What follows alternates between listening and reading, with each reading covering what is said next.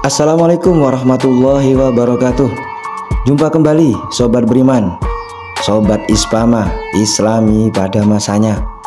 Semoga sehat, bahagia, sejahtera bersama keluarga, serta selalu dalam lindungan Allah Subhanahu wa Ta'ala. Amin amin ya mujibas syailin. Di video kali ini kita akan menjelajahi perjalanan panjang penciptaan Allah dari awal hingga akhir. Penciptaan Allah mulai makhluk yang betul-betul awal diciptakan sampai makhluk terakhir yang diciptakan Allah. Seperti kemarin sudah kita saksikan bersama era Banul Jan, era makhluk sebelum terciptanya Nabi Adam. Tapi itu bukanlah makhluk pertama yang diciptakan Allah. Namun ada beberapa makhluk sebagai ciptaan Allah yang pertama, ciptaan yang pertama kali, awal mula terjadinya di kehidupan ini. Seperti kita ketahui, ada sebutan Nur Muhammad, ada arsy, dan ada kolam atau pena. Yang mana ciptaan pertama? Kita akan membahas lebih dalam lagi.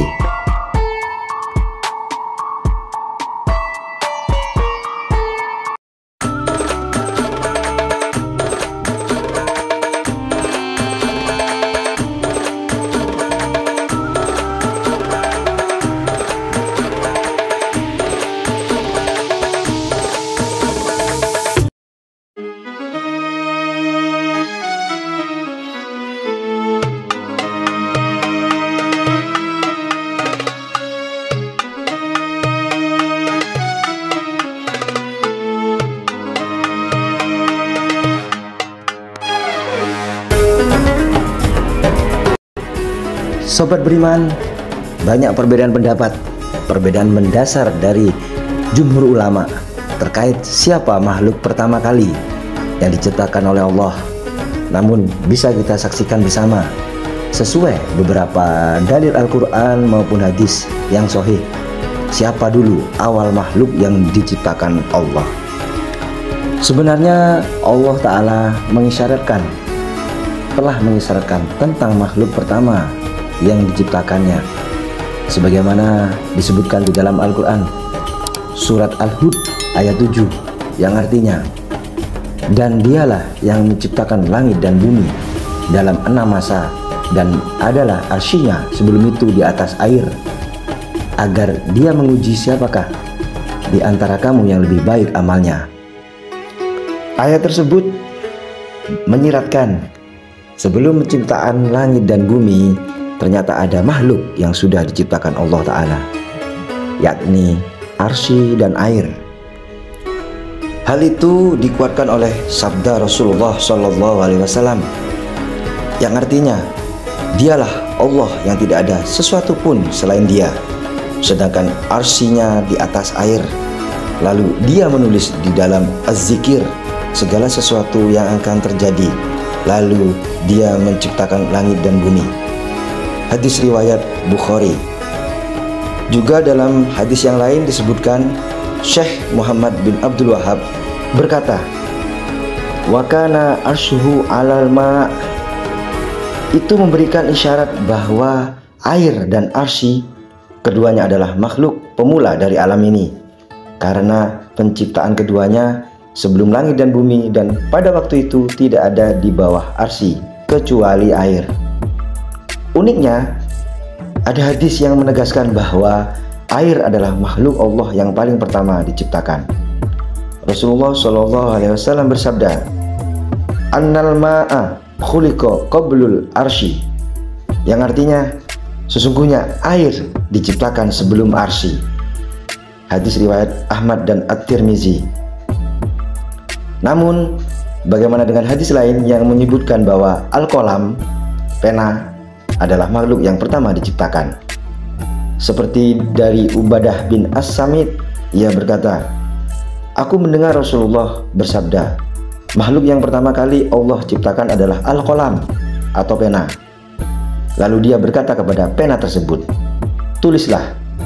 Pena pun bertanya, apa yang aku tulis? Allah berkata, tulislah apa yang akan terjadi dan apa yang telah terjadi hingga hari kiamat. Hadis riwayat Ahmad. Ulama memang berbeda pendapat tentang awal mula makhluk yang diciptakan, tapi setidaknya berkisar antara air, arsy, dan pena atau al-qalam.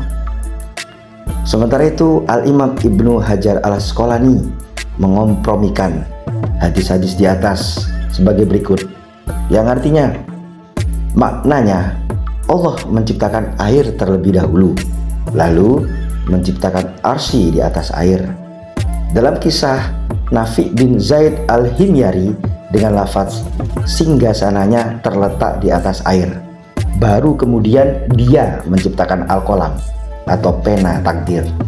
Lalu Allah berkata, tulislah segala yang akan terjadi. Lalu Allah menciptakan langit dan bumi beserta segala isinya. Di sini disebutkan secara gamblang urutan penciptaan para makhluk setelah air dan arsy. Adapun apa yang diriwayatkan oleh Ahmad, At-Tirmizi, dan selain keduanya dari hadis yang diriwayatkan oleh Ubadah bin As-Samit secara marfu. Pertama kali Allah menciptakan pena takdir atau al-qalam. Kemudian Allah berkata, tulislah segala yang akan terjadi sampai hari kiamat. Maka hadis ini harus dikompromikan dengan hadis sebelumnya, bahwa yang dimaksud pena merupakan makhluk pertama kali di sini disandarkan kepada selain air dan arsy, atau disandarkan kepada penulisan yang akan muncul darinya. Artinya, sesungguhnya dikatakan kepadanya atau al-qalam, tulislah apa yang akan diciptakan pertama kali. Dengan demikian, Al-Imam Ibnu Hajar menguatkan pendapat bahwa makhluk yang pertama kali Allah ciptakan adalah air, kemudian arsy, dan kemudian al-qalam atau pena. Setelah penciptaan air, arsy, dan qalam, ada berbagai pendapat dalam tradisi Islam mengenai apa yang Allah ciptakan selanjutnya. Beberapa bagian dari penciptaan ini dijelaskan dalam Al-Quran dan hadis-hadis yang diterima dari para sahabat dan ulama. Berikut adalah penjelasan mengenai ciptaan-ciptaan yang datang setelah itu, yaitu ciptaan selanjutnya setelah air, arsy, dan qalam adalah Lauhul Mahfuz. Lauhul Mahfuz adalah kitab yang berisi segala ketetapan Allah Subhanahu wa Ta'ala. Lauhul Mahfuz diciptakan sebelum alam semesta dan umat manusia diciptakan. Kitab ini terjaga dan terpelihara sehingga segala sesuatu yang tertulis di dalamnya tidak akan berubah atau rusak. Istilah Lauhul Mahfuz ini yaitu dari kata lauh dan mahfuz. Lauh artinya tulang lebar yang dapat ditulisi, sedangkan mahfuz dapat diartikan sebagai yang terpelihara. Jadi Lauh al-Mahfuz adalah kitab yang terjaga, di mana segala sesuatu yang tertulis di dalamnya tidak akan berubah atau rusak. Lauhul Mahfuz adalah sebuah kitab yang di dalamnya terdapat tulisan atau catatan yang isinya terpelihara dan terjaga, sehingga tidak ada yang mengetahuinya kecuali Allah Subhanahu wa Ta'ala. Sederhananya, Lauhul Mahfuz adalah kitab yang berisi segala ketetapan Allah Subhanahu wa Ta'ala. Kitab yang telah diciptakan dari awal diciptakannya alam semesta sampai dengan hari akhir nanti. Dikatakan dalam sebuah hadis riwayat At-Tirmizi bahwa Lauhul Mahfuz adalah kitab yang memiliki panjang antara langit dan bumi, sedangkan lebarnya membentang antara barat ke timur. Beberapa istilah yang disebut nama lain dari Lauhul Mahfuz adalah seperti Kitabum min qabli, yang berarti kitab ketetapan, Ummu Alkitab, yang berarti induk kitab. Ada yang juga menyebutkan Kitabim Maknun, yang berarti kitab yang terpelihara, atau juga Kitabim Mubin, yang berarti kitab yang nyata. Dalil tentang Lauh Al-Mahfudz sudah tersebar di Al-Quran.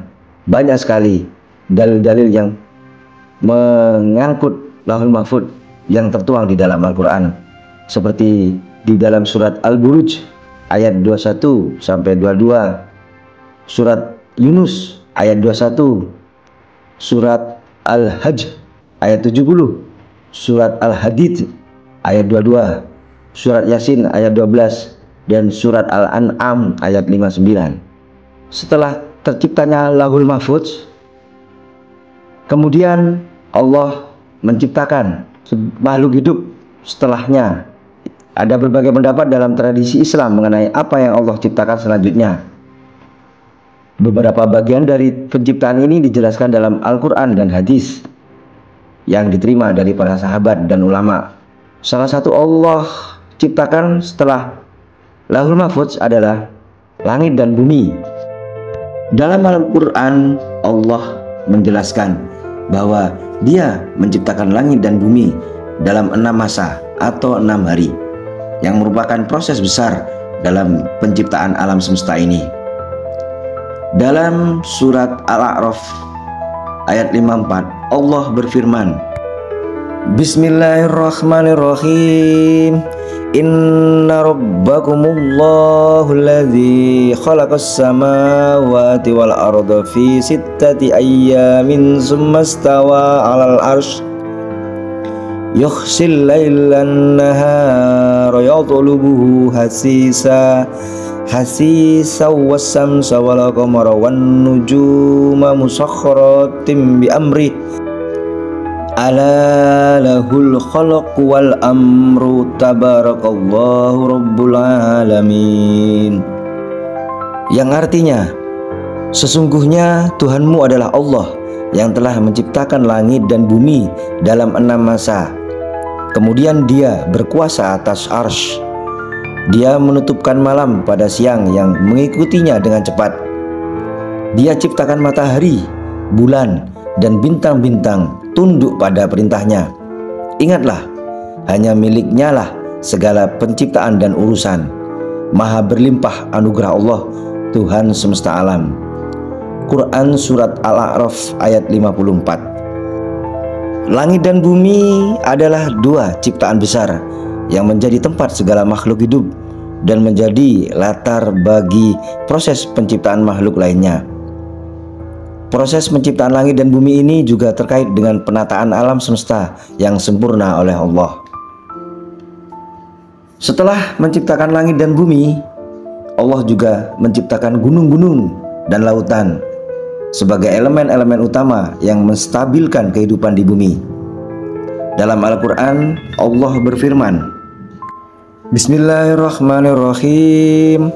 Wa ja'alna fil ardi rawasyiya an tamida bihim wa ja'alna fiha fijajan subulan la'allahum yahtadun. Yang artinya, kami telah menjadikan di bumi gunung-gunung yang kokoh agar tidak bergoncang bersama mereka, dan kami menjadikan pula di sana jalan-jalan yang luas agar mereka mendapat petunjuk. Quran surat Al-Anbiya ayat 31. Gunung-gunung ini memiliki peran dalam menjaga keseimbangan bumi dan lautan menjadi sumber kehidupan bagi berbagai makhluk hidup yang ada di dalamnya. Lautan juga dihubungkan dengan siklus air yang penting dalam kehidupan. Setelah penciptaan alam semesta dan elemen-elemen fisiknya, Allah menciptakan malaikat sebagai makhluk spiritual yang tidak tampak oleh manusia. Malaikat adalah ciptaan yang berfungsi sebagai pelaksana perintah Allah dalam mengatur berbagai urusan di alam semesta. Dalam Al-Quran banyak disebutkan mengenai malaikat. Misalnya malaikat yang bertugas mencatat amal perbuatan manusia, malaikat yang menjaga surga dan neraka, serta malaikat yang mengatur berbagai peristiwa di dunia. Di antara malaikat yang paling terkenal adalah Jibril, yang ditugaskan untuk menyampaikan wahyu kepada para nabi dan rasul, termasuk kepada Nabi Muhammad SAW. Ada hal menarik di sini. Dikabarkan di suatu riwayat, Setelah Allah Subhanahu wa Ta'ala menciptakan arsy, kemudian Allah Subhanahu wa Ta'ala menciptakan malaikat pemikul arsy, atau yang biasa dikenal dengan hamalatul arsy atau malaikat pemikul arsy. Jadi suatu riwayat itu mengabarkan malaikat pemikul arsy itu diciptakan terlebih dahulu sebelum terciptanya malaikat Jibril dan yang lainnya. Wujud malaikat pemikul arsy atau hamalat al-arsy termasuk tanda kebesaran dan keagungan Allah.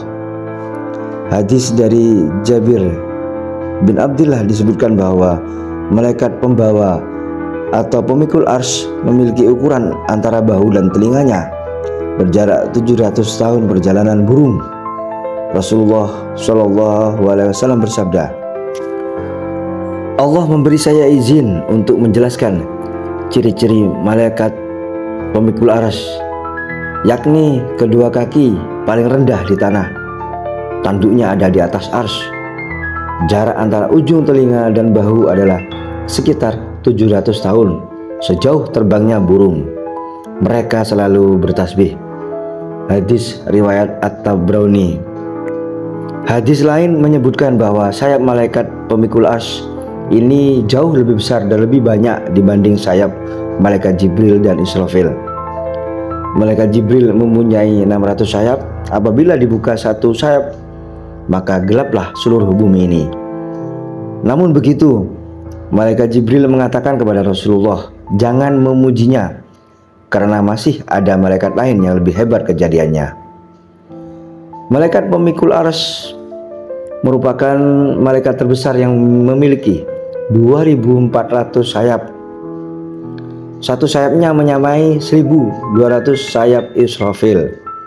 Sedangkan Israfil mempunyai 1200 sayap yang satu sayapnya menyamai 600 sayap malaikat Jibril.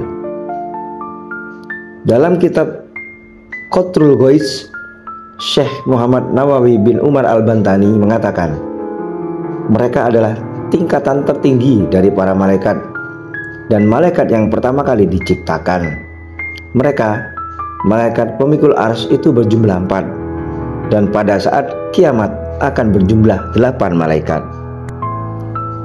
Kemudian kelanjutan penciptaan dari Allah Subhanahu wa Ta'ala. Setelah penciptaan alam semesta yang mencakup langit, bumi, gunung, lautan, dan malaikat, dan sebelumnya itu terjadi penciptaan malaikat pemikul arsy, Allah menciptakan makhluk hidup seperti manusia, hewan, dan tumbuhan. Manusia, Allah menciptakan Adam sebagai manusia pertama. Dalam surat Al-Baqarah ayat 30, Allah berfirman, yang artinya, ingatlah ketika Tuhanmu berfirman kepada para malaikat, aku hendak menjadikan khalifah di bumi. Malaikat pun berkata, apakah engkau hendak menjadikan orang yang merusak dan menumpahkan darah di sana? Sedangkan kami bertasbih memujimu dan menyucikan namamu. Allah pun berfirman, sesungguhnya aku mengetahui apa yang tidak kamu ketahui.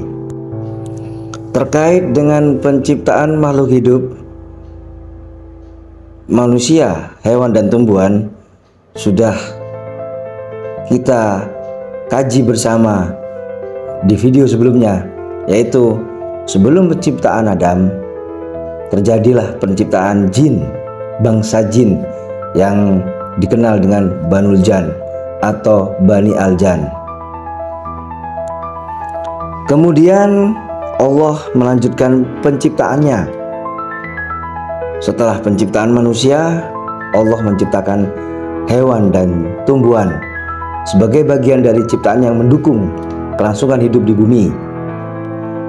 Dalam surat An-Nahl ayat 5-8, Allah menyebutkan bagaimana Dia menciptakan berbagai hewan yang dapat dimanfaatkan oleh manusia untuk makanan, pakaian, dan berbagai keperluan lainnya, yang artinya sebagai berikut.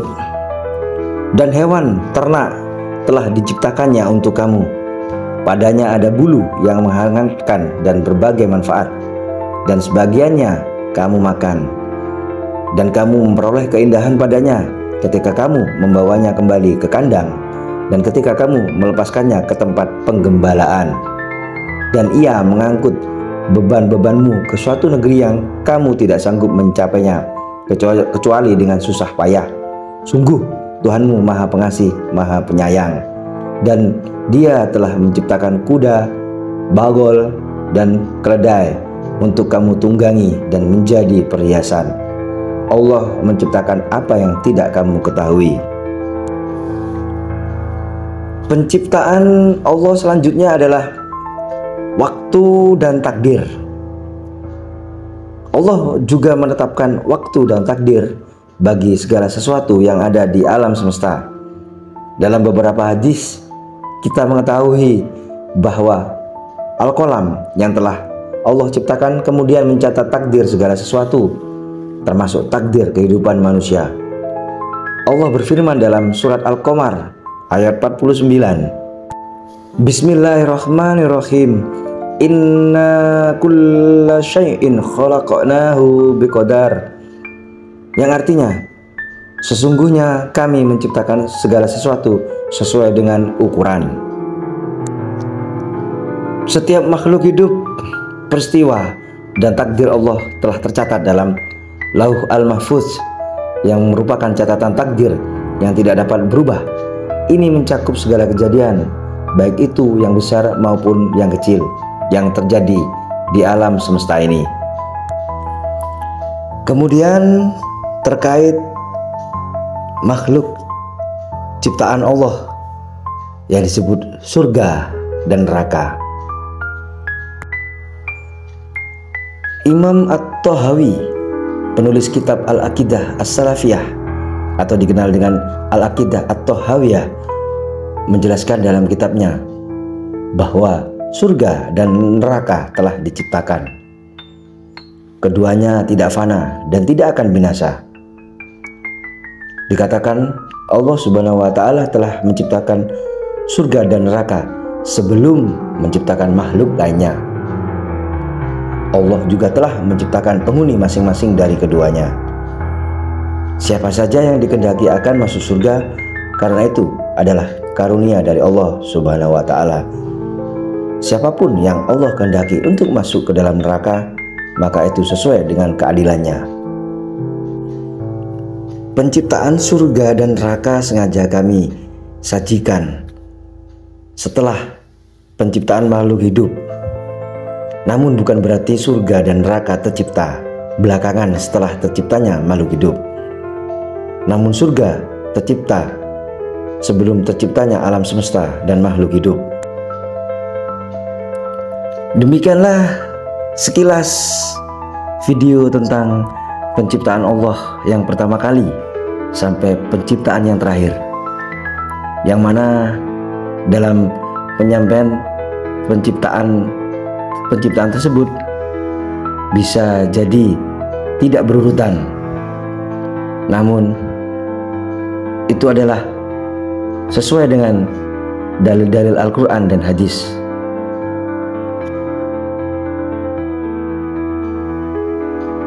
Semoga apa yang telah disampaikan dapat bermanfaat bagi kita semua.